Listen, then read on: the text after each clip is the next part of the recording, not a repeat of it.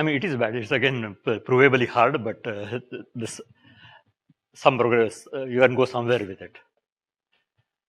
Now, the important spatial feature. So, this is what you are asking whether the processes are interacting. The important thing is that what helps in these index policies is that there are separable costs and separable constraints.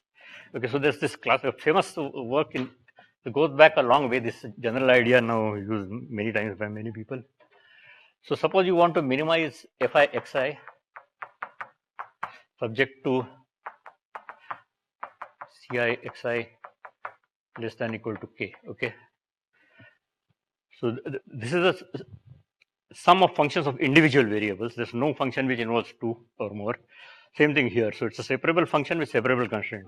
So if you apply Lagrange multiplier theory, you will minimize or maximize this plus lambda times this. Say, okay. And then it's just a given the Lagrange multiplier, it's just a sum of individual functions of individual variables. So this was first used by Arrow, Hurwitz, and Uzawa in economics. And the dynamic versions have been used in control by several people, most notably by Frank Kelly in queuing networks. And the same thing basically helps here. So what Whittle did was to look at the Lagrange multiplier, and it becomes a sum of individual problems.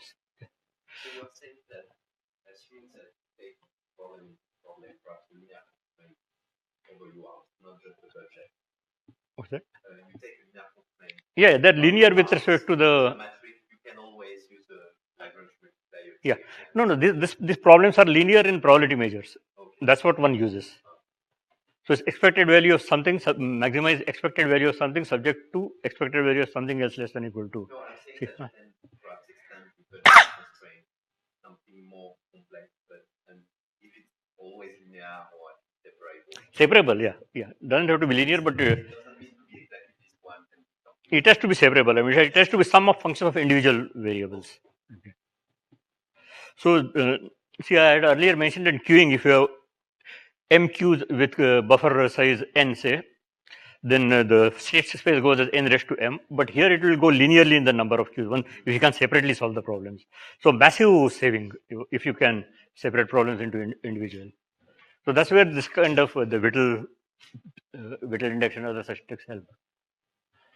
So yeah, so separability of cost and constraint tells you that given the Lagrange multiplier, the problem decouples, and then each separate problem as individual problem is just a binary decision to be or not to be active or passive, and decision boundary. So this is actually the trick I use. I'm not sure whether it's the universal method. I don't know whether all Whittle index problems have been solved this way, but what one can often show using you have to use this convexity of cost and whatnot, all the or submodularity or anything you can pull out to show that there exists a threshold policy. Okay, so it's a binary decision. It's of course possible that your decision may be to do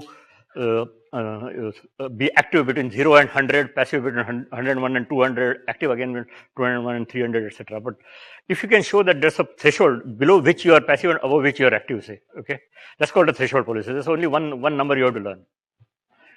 If one can show that there's a threshold policy, and then next thing you show is that threshold is monotone in lambda, then it's Whittle indexable.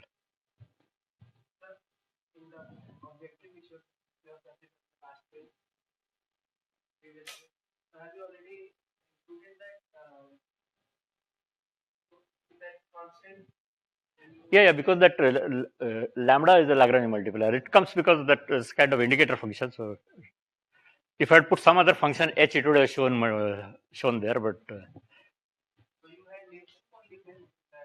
no, I am doing now. I am doing maximization, so I have chain to limit. Because Whittle's theory was developed originally for I want to stick to.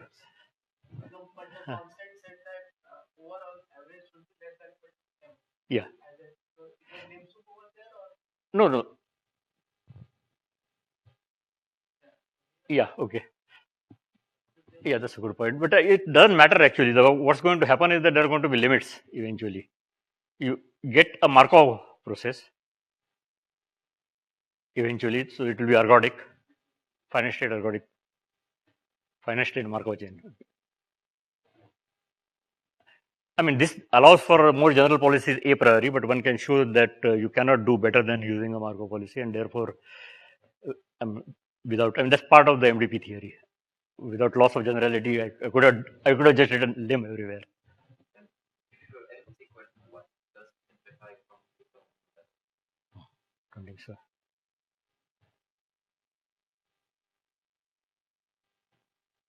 Okay, so the Whittle indexability amounts to showing that the threshold is monotone in this parameter lambda. This is usually the hard part, okay, because you need these things like submodularity and so on. You have to establish that the cross dependence is monotone. You have to show the increasing differences property and whatnot.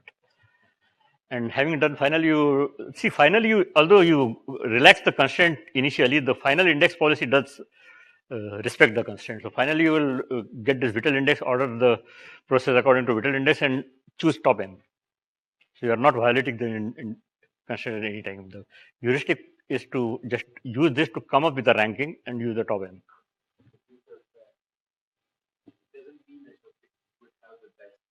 Yeah, it's not optimal. It's not. Yeah. Yeah. Yeah.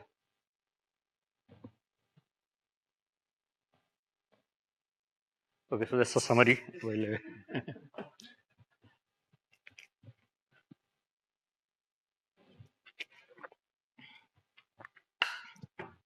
okay, that's the tutorial part.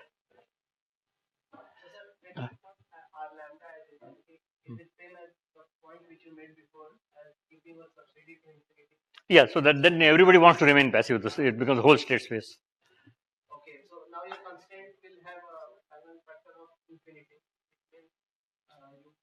Yeah. Yeah, yeah, it becomes kind of trivial. You are just paying everybody infinite amount to remain passive, and minus infinity is you are punishing everybody, charging everybody here. So that it goes from empty set to whole space is free. But the thing is that you need that passage to be monotone in lambda. That's the hard part. So this is the work with the current which I'm going to talk about. So this is a dynamic, again back to dynamic programming equation, and the Whittle index for a given. So for a given state x, Whittle index is a function of state. Remember that. You just equate your choice. The dynamic programming tells you that you maximize, you take the maximum of these two quantities. If you pick this, then you remain active. If this term is bigger than this, you would go active. If it's smaller, you would go passive. Okay, to pick the bigger of the two. And then Whittle index for a given x is the value of lambda for which you don't care, active or passive. So you just put these equal. So suppose I assume a fixed threshold policy x tilde is my threshold, then this would be the corresponding policy evaluation equation, the Poisson equation.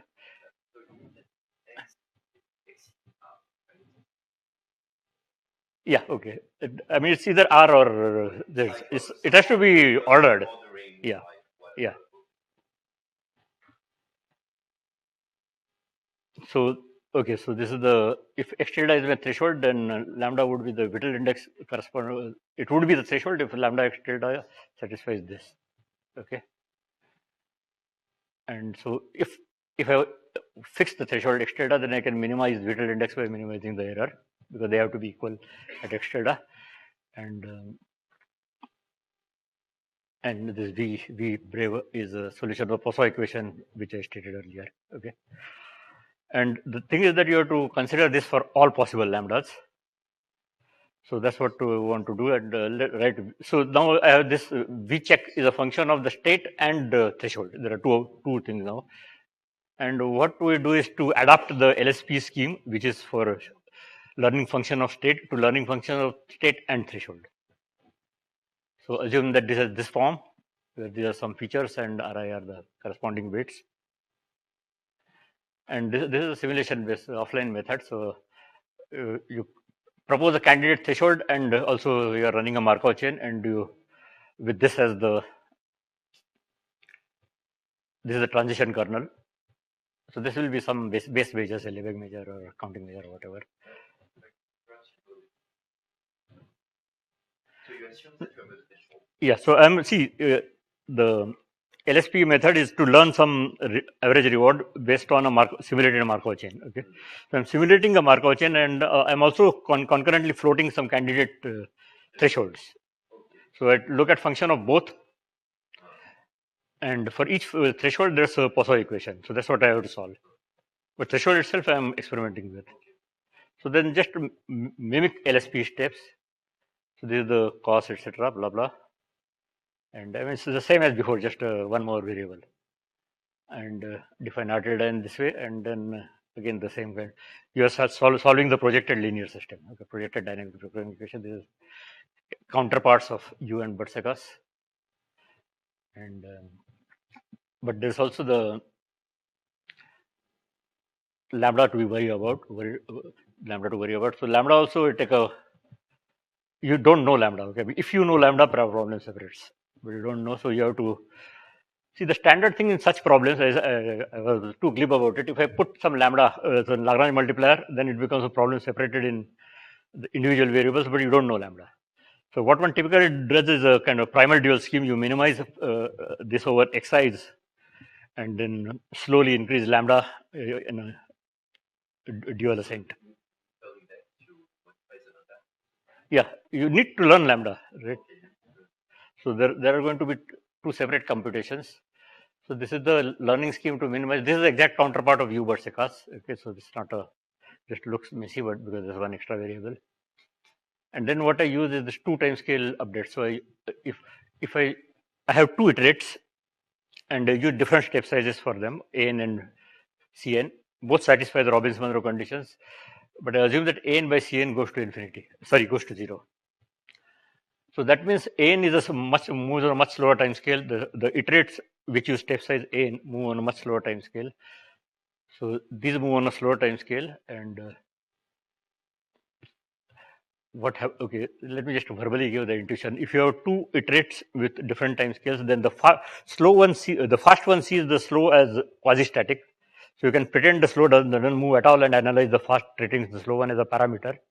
The slow one sees the fast as equilibrated essentially, and therefore this dynamics of the slow scheme gets averaged over the stationary behavior of the fast. Okay, it's kind of standard in 2 time scale systems in physics and so on. I mean, so if you have, say, x dot equal to f of x comma y dot equal to epsilon g of x comma y, that means y dot moves very slowly. Then you typically first analyze x treating y as constant. You get some parametric limit for x. You plug that into the y and look at the x, whatever. I mean, don't want to go into the details too much. Okay, and so this is the dynamic program. Yeah, now I have written it correctly, and we have the fixed point of this. And pi, the projection operator, will be given by this. Is kind of standard, just abstract version of the usual projection operator in linear algebra. Incidentally, because your algorithm is based on a simulated Markov chain, each state is roughly visited. The number of times a state is visited depends on the stationary distribution. So you are not see, when you are solving the linear system, you don't care whether it's ith component or jth component, because they are same to you. But you are running a chain which visits I twice as often as j. Then you have to compensate for that in your you somehow account for that in your algorithm, and that's what this weighted norm does. So you always work with a weighted L2 norm, but weighted with respect to the stationary distribution. Okay, so that's a kind of important thing to keep in mind in all these algorithms. And the R update will give you a solution of the projected equation, treating the Y update as a kind of parametrically fixed, and then Y was the where is Y? Yes, so this is the minimization scheme, and what that does is over Y, so that takes care of the lambda. That treats, because it's on a slower time scale, it treats Rn as converged. So the Rn iterates treat Y as quasi-static, and Yn iterates treat Rn as quasi-equilibrated. That's the general principle of these multi-scale algorithms. Is it possible to treat like R and Y as equal from eliminate both and treat No, no, together as a vector? no. They're working. The step sizes are different. So why don't we take same step No, size? that may not converge. This is a deliberate device to separate things so that you can make algorithms converge. See, for example, the simpler situation, for example, when you're trying to minimize expected value of something, but you can the expectation is not something you can calculate offhand. So you need a say MCMC to calculate that. Okay. So what typically you would do is to run the MCMC or some RL algorithm on a faster time scale so that it tracks the average for the given value of the parameter, and you slowly update the minimize with respect to the parameter.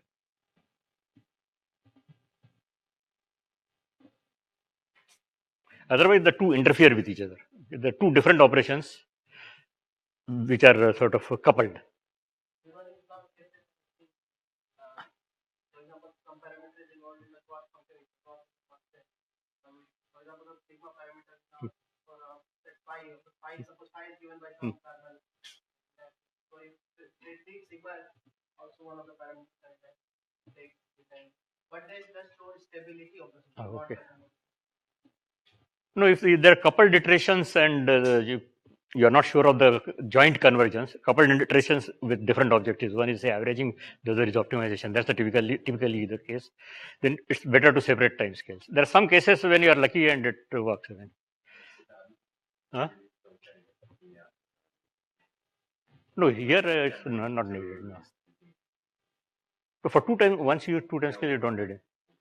See, for example, if you are doing say, if you are trying to go to a saddle point, and if you do ascent descent, so if it's convex concave, then even without separating if you do the ascent descent gradient ascent descent, it will converge. We can prove that it converges. But suppose you are doing some other scheme. For example, in these applications, one is typically value iteration or something like actor critic algorithm. This is one of the RL algorithms. One minimization, one thing would be value iteration. It's not a gradient scheme. The other may be a gradient scheme over lambda. They don't mix well. I mean, it's not a. If you run them concurrently, at least you cannot prove the convergence. Maybe it works. So sometimes these things work even without you proving that they work. I mean, like that. I think that. Yeah, but that's a great example. It's kind of flaky algorithm what they have written, but it works wonders.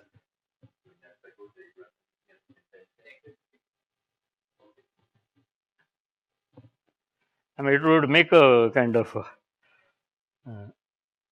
mathematically pure person kind of his head will swim if you look at what is actually implemented, but they work. That's why there's so much excitement. You know that they work, but you don't know why.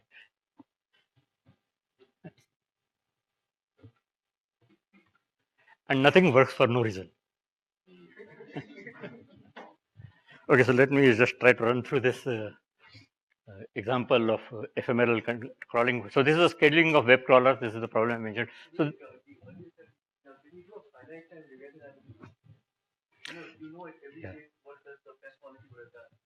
oh, that I don't know. For Markov, I don't know if anybody has done it. I'm new at doing it. Or at least tells you which ID to use. Yeah, no, not familiar with. So there are some. This is actually somewhat old from Times of India web edition.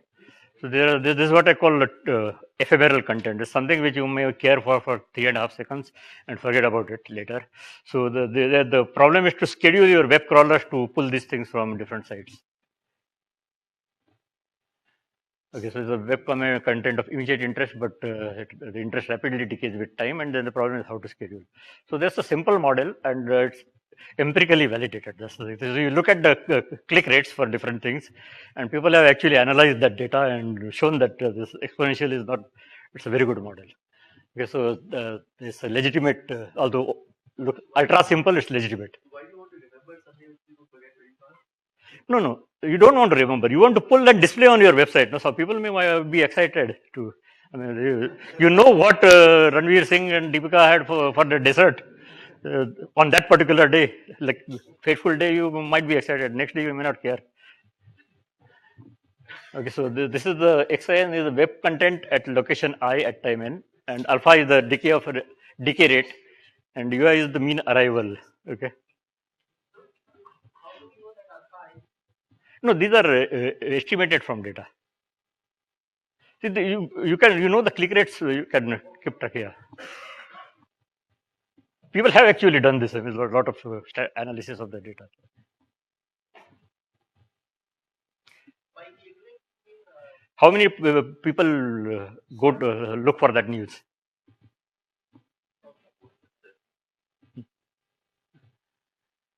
Okay, so the dynamics is that there's some UI is a fresh things arriving. So if you crawl, you just you read everything. Then what you have next time is only the new stuff. If you have not crawled, then whatever was there is still around with some diminished interest. And the control variable is you crawl or don't crawl, and you have only certain number of crawlers to schedule. X is the interest. This is basically click rate. Yeah. So this is the simple problem. So you have m crawlers to schedule, and you want to maximize the reward, keep the interest high.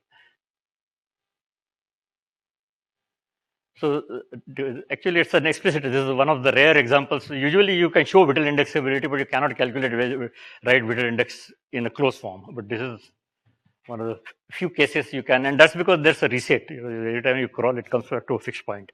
Then there's kind of a degeneration. So that helps. Otherwise, if something drastic like that is not around, you usually cannot calculate explicitly. But this one is explicit.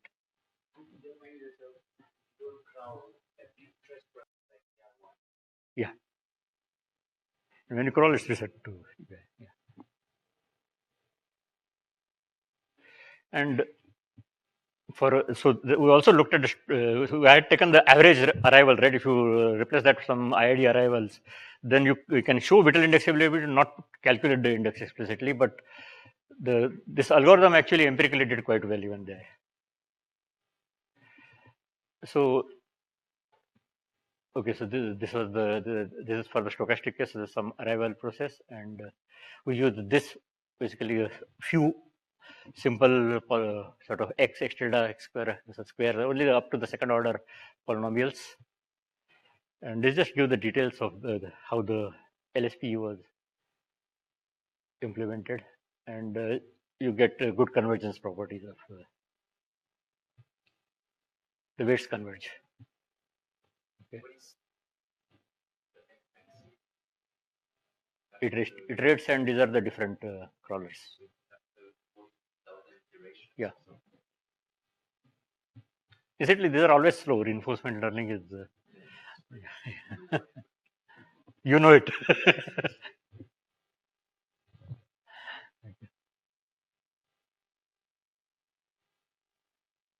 Okay, so and you see that these are the actually rewards. So the comparison with various things, and find that this does quite well. Anyway, you consider both with and without projection. Greedy is just the kind of you take a short-term view, and do that. Round robin is you go just take turns. What is the best solution? Huh? What is the Best one is so you get close to deterministic. We know is optimal for deterministic arrivals, and it's quite good for stochastic. And we get close through this reinforcement learning. Get quite close to that. Okay, so the take-home message. Actually, this I have a kind of larger plan or whatever to sell. So, namely, most of the research in reinforcement learning is just you take some generic Markov decision process and propose algorithms for that. But there are special classes of problems which are important enough, and there are sufficiently many interesting examples to make them worthwhile, where there's an extra structure known.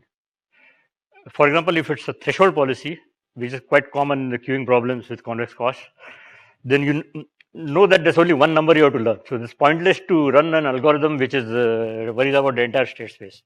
Okay, so wherever there is structure available, you may not have a that drastic a thing, but sometimes some structural properties are known. For example, you may know that the function is monotone or convex, or the value function is submodular or whatever. I mean, there are classes of problems for which people have done these things. So you should exploit that as much as possible. That I think the machine learning community apparently does not have that many interesting special cases, because the one review we got for this paper, I'll talk about that soon, is that this is a extremely special case and doesn't make sense or whatever. But luckily, I think this is for a conference. The program committee had wiser people and they ignored it. So because in OR and communications is rampant. You have problems with structure. It's not a generic.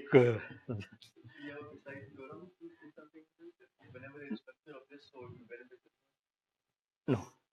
Now, so far, I've looked at only threshold things. Threshold.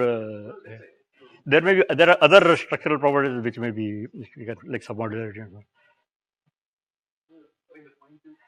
When there is threshold, can you say that by exploiting the fact that there is a threshold, you gain so much more? You gain in speed. Yeah, but okay, so what we have is empirical. For example, this paper, we have empirical comparison with other RL methods. Possibly. See, what the fact that it has to, you have to gain is because you are reducing the search space. Instead of learning a large vector, you are looking for a number, single scalar.